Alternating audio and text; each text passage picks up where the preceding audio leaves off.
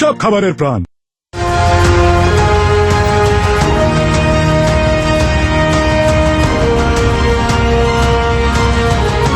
TV9 Bangla উত্তরণ academic excellence award সমাজ গড়ার কারিগর যারা তাদের সম্মান জানাচ্ছে TV9 বাংলা। বিভিন্ন ক্যাটাগরিতে তাদের হাতে পুরস্কার তুলে দিচ্ছি আমরা।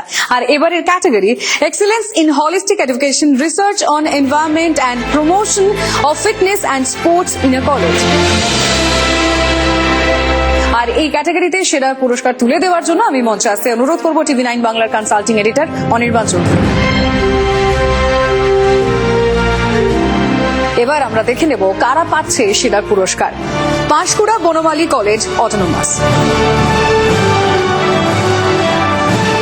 আর এই পুরস্কার নিতে মঞ্চে আসতে অনুরোধ করছি ডক্টর নন্দন ভট্টাচার্য, প্রিন্সিপাল, পাঁশকুড়া বনমালী কলেজ অটোনোমাস।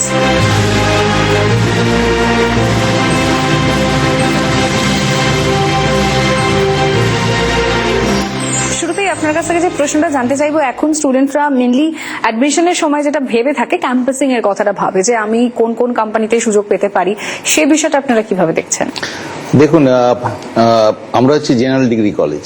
গত বছরে আমরা দেখেছি প্রায় 300 স্টুডেন্ট চাকরি দিতে পেরেছি আমরা অন ক্যাম্পাস। আমাদের স্টুডেন্ট বেরোচ্ছে 1700-1600 স্টুডেন্ট পার ইয়ার।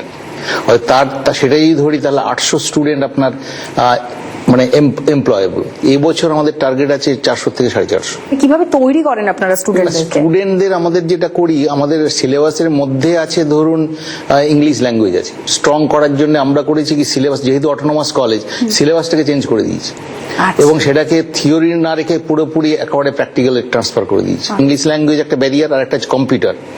অর্থাৎ কম্পিউটারের ট্রেনিংটা আমরা জেনারেলি করাই। আমাদের সায়েন্সের রিসার্চ সেন্টার আছে, আর্টস সোশ্যাল সায়েন্সের রিসার্চ সেন্টার আছে এবং এই রিসার্চের ব্যাপারটাতে আমাদের ইনফ্রাস্ট্রাকচার আমরা total science department as well as arts department এবং কমার্স ডিপার্টমেন্ট এগুলো আমরা ঢেলে সাজিয়েছি। আপনারা এইভাবে এগিয়ে চলুন, আরো সফলতা আপনাদের কাছে আসুক, এটাই আমরা চাই। আরো একবার শুভেচ্ছা, এই সম্মান আপনারা পেয়েছেন। Thank you.